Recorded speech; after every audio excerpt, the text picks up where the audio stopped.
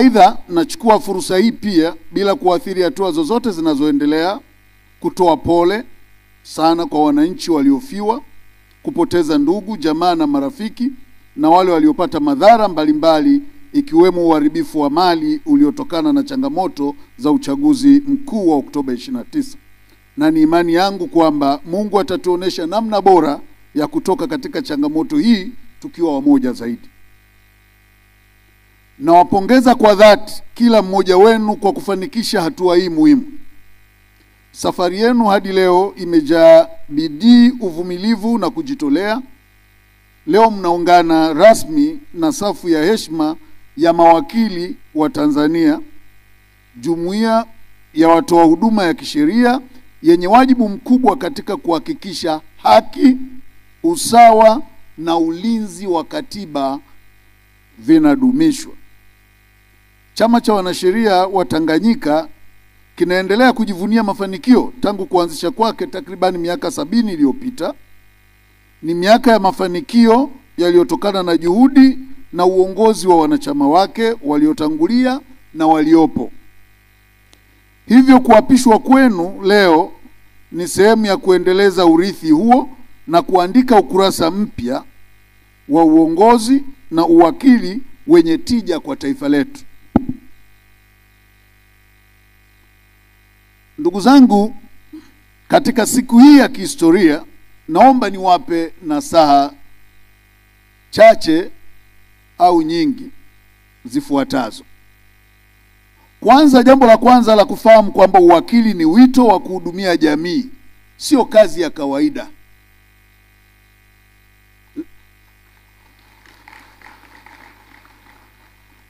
Ni muhimu kutambua kwamba taaluma ya sheria ni wito, si ajira ya kawaida. Kuwakilisha wateja wenu ni kuhudumia haki, kulinda misingi ya katiba na kuendeleza utawala bora unaozingatia sheria, usawa na haki za binadamu. Hivyo wakili ni mtu ambaye kiwango chake cha uzalendo kwa taifa, ujasiri katika kusimamia na kulinda katiba na sheria, utawala bora, utawala wa sheria zikiwemo haki za binadamu ni cha juu zaidi kiwajibu kuliko mtu mwingine.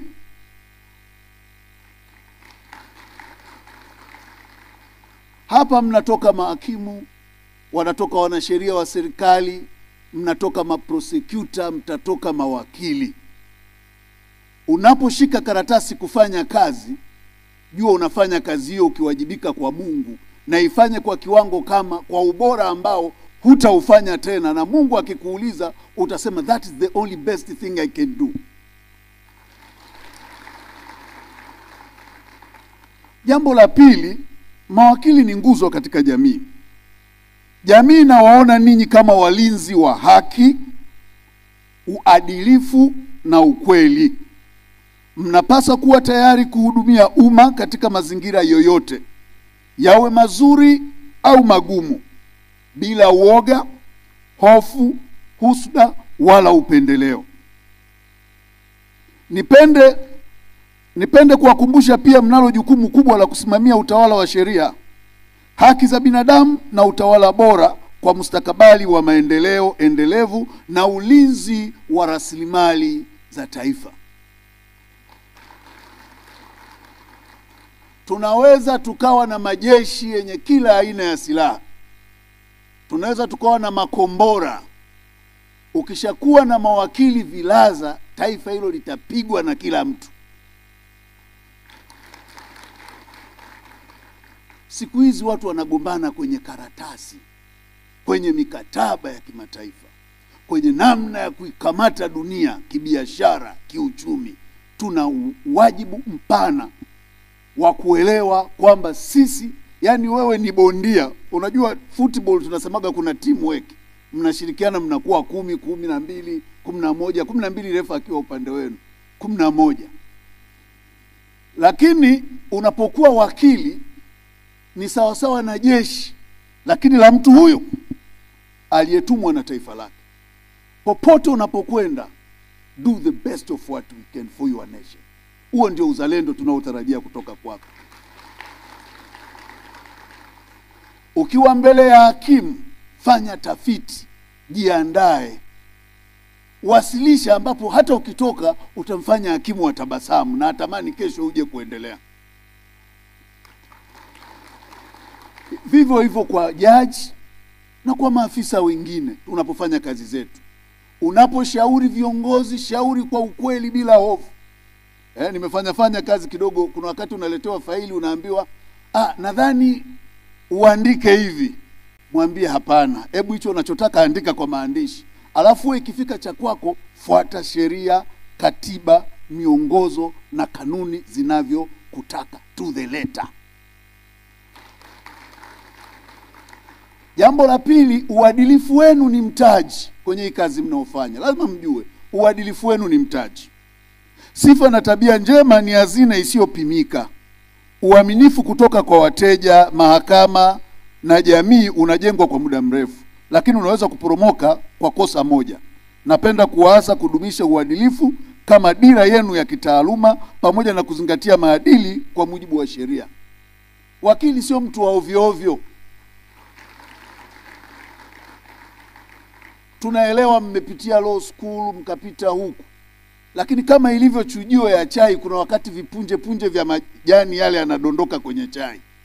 Tunao mawakili wa sampuli hiyo. Chukua nyumba za mirathi, shirikiana na madalali, unauza, hela unakula. Unapokea hela za wateja, hatuendi mahakamani kwa wakati wala kuwawakilisha kwa uweledi. Wengine tunaita kupiga huku na huku. Unakula kwa mteja wako, unakula kwa kule. Ukweli, wakili wa namna hiyo ni dhambi. Kwa sababu ukiondoa wachungaji, siku zote ninasema wachungaji ni watendakazi shambani mwa Bwana.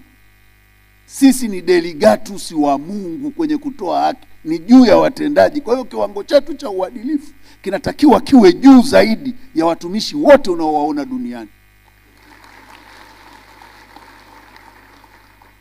Jambo lingine, elimu endelevu. Ukiingia kwenye tasnia na taaluma hii, soma. Sio unabaki na vistatuti vyako na tuvitabu tu mwaka 74 mpaka tumebadili rangi. Unafikiri you are there. Hutakuwa na msaada kwako, lakini vile vile hutaweza kuingia kwenye ushindani wa soko. Soma, jiendeleze. Hudhuria CLE. Fanya tafiti. Siku hizi unakuta kuna vikao vya mahakama ya rufani. Wakili yuko kuangalia mechi ya TRA na Yanga. Afikiri kwamba huu muda dakika masaa mawili haya nikae pale nione kitu gani kinaendelea. Huoni hilo jambo. Hatujifunzi.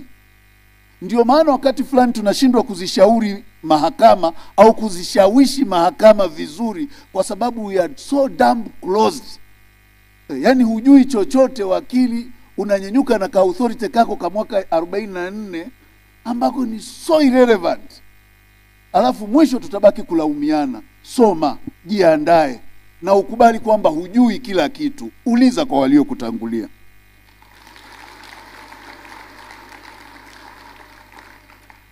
Jambo lingine, kujitolea kwa ajili ya wanyonge. Kumbukeni jukumu la kutoa. Kumbukeni jukumu la kutoa huduma za kisheria kwa watu wasioweza kumudu gharama. Ni wajibu. Is not an option. Sio hiari unapokuwa wakili. Kazi yetu sio kutengeneza faida tu, bali ni huduma kwa jamii yetu. Pro bono, hilo tunaita ndio moyo wa uwakili. Usiruhusu machozi ya mwananchi yatiririke mbele zako kwa sababu amekosa uwakilishi wa kisheria katika changamoto inayompata.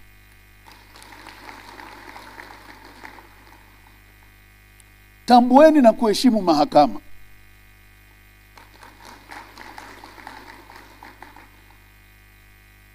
The court you see is your bread and butter. That's the first principle you must understand. Siagi yako na mkate wako ni mahakama. That is where you are making your living. Don't turn it into a hell. Mahakama ni muhimili wa utoaji haki. Heshimuni majaji, mahakimu na watumishi wa mahakama. Wafanyeni kuwa washirika wenu katika kuhudumia wananchi na utoaji wa haki. They are not your adversary. Kwa hiyo tuhakikishe tunatengeneza haiba ya taaluma yetu. Kama hakimu amekosea, kuna utaratibu. Kama jaji amekosea, kuna utaratibu. Kama hujaridhika na uamuzi, kuna utaratibu. Tufanye utaratibu ili tutengeneze mahakama zetu ziwe mahali bora na salama, lakini penye kila nakshi ya uweledi na uadilifu kila tunapotekeleza majukumu yetu. Lakini lingine nalo hasa ni kwamba huduma ya sheria nje ya mipaka ya Tanzania. Ulimwengu unabadilika na sheria hazina tena mipaka. Tusiogope kushirikiana na vyama vingine with caution. Tushirikiane na vyama vingine. Tuna East Africa Law Society, tuna Pan Africa Law Union, Lawyers Union, tuna International Bar Association. Twende kule. Wajua Tanzania tunapenda sana kupiga, tunajificha chini ya meza huko. Tusiogope kuinteract na wengine, ili mradi tuna interact tukiwa na akili timamu na tukielewa mipaka na kulinda maslahi ya haki za binadamu, lakini na ulinzi wa taifa letu. Jambo lingine, nawaasa shirikini katika maendeleo ya chama chenu. TLS ni chama chenu. Sasa ni wanachama halali wa TLS. Jifunzeni sheria na kanuni za TLS. Shirikini katika mikutano na vikao, na hakikisheni mnaelewa wajibu wenu wa kuchangia maendeleo ya chama na ya taifa kupitia chama chenu. Mara zote nimekuwa nasema sisi TLS sio adui wa serikali. We are not an anti-government terrorist group. Sisi ni organization ya kisheria.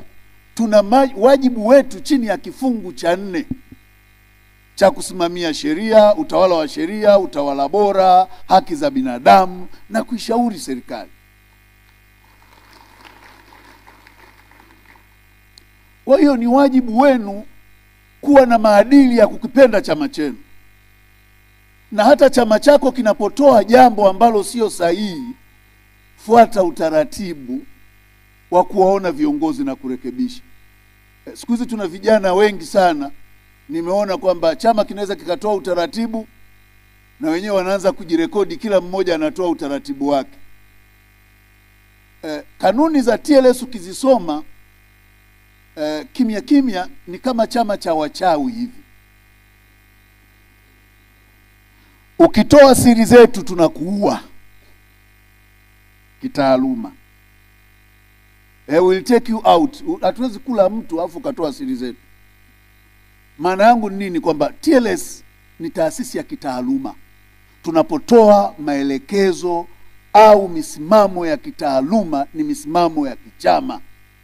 Sisi hatufanyi kazi kwa dukuduku, kushindana na dola, kushindana na mtu. Hapana, tunachotaka ni kulinda integrity na supremacy of rule of law. Kwa hiyo mjue mnaingia sasa, nyinyi ni mawakili. Jifunze kwa kila mtu kuwa mnyenyekevu.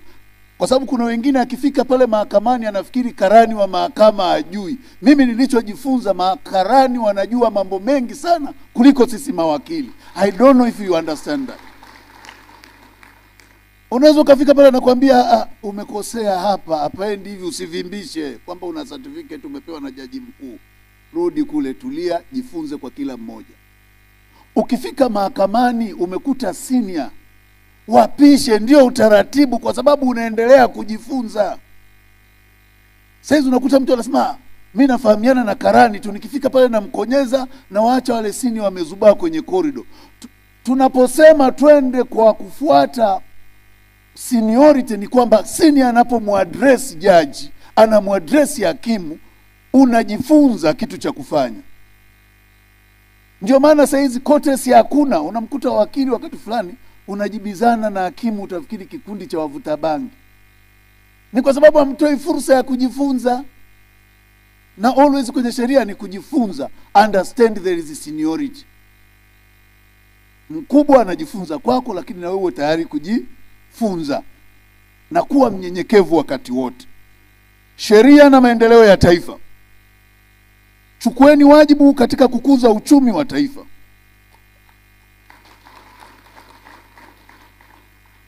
Kulinda rasilimali za nchi na kusimamia kwa wivu mkubwa mihimili ya dola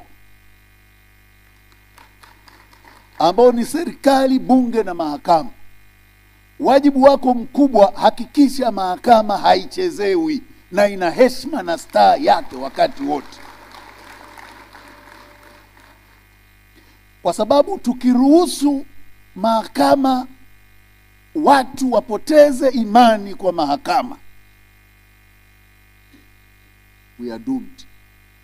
Zamani wakati wa babu zetu angalau uchawi ulikuwepo wa kweli, walikuwa na uwezo. Ukinyimwa haki unakwenda kuloga na mtu anakufa. Siku hizi wachawi hawapo tena wa kweli, ni matapeli tu. Kwa hiyo the only refuge ya kudai haki yako ni mahakama.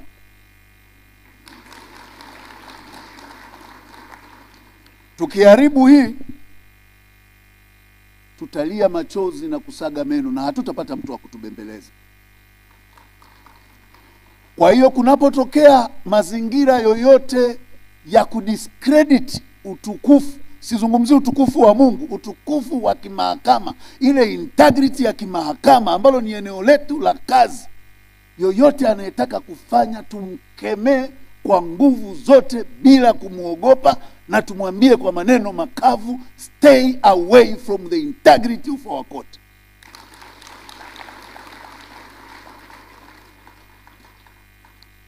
Ndugu zangu, kwa kumalizia, nawapongeza sana kwa hatua hii ya kipekee, maadili na ujasiri. Hudumieni watu kwa huruma. Nimewaambia nyinyi ni delegatus wa Mungu. Our God is a lawyer. Mungu sio mwinjilisti wala shehe wala askofu. Mungu ni mwanasheria. Popote alipotokeza alijitokeza kisheria. Rudi kwenye maandiko yote. Kwa hiyo mna wajibu mkubwa wa kimaadili. Tuelewe maeneo yetu na mazingira ya kubehave na namna ya kubehave.